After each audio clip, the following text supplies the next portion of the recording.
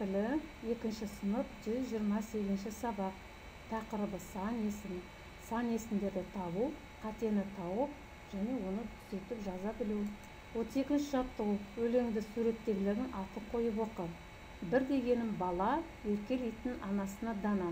2 дегенім ескек, ұстатты атам естеп. 3 дегенім үйрек, көлде жүзер билеп. 4 дегенім тас, әрдайым үш ас. 5 дегенім білім, білімді бол інім.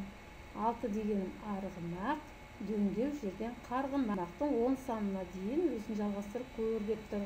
Сондықтан біз жалғастырып жатырмыз. 7 дегенім жайын, жайынның жеміс майын.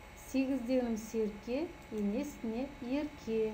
9 дегенім түлкі, жүрген жері күлкі. 10 дегенім оймақ, осы сөзді қойма. 33 жаттығу. Өлеңнің қатесін түзетіп көшіріп жаз. Жалғыз саусақ тіпті де, ұстай алмас жіпті де. 2 саусақ бірікті, ине қолға ілікті. Балалар, қай жерде сөздердің қатесі жіберілген. Яғни жіп дегені жібіті деп жазылған екен. Сондықтан біз оны дұрыстап қатесі жазып көшіріп жазыңдар. Жалғыз саусақ тіпті де, ұстай алмас жіпті де деп бұның орнына п дыбысын жазамыз.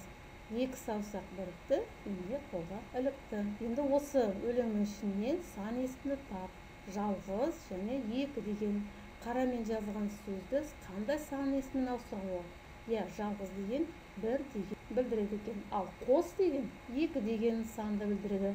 34 жаттығу. Құрамына сан есімі бар сөздерді сөзбен жаз. Түбір, алтын, сона, кекілік, дербес, жетік.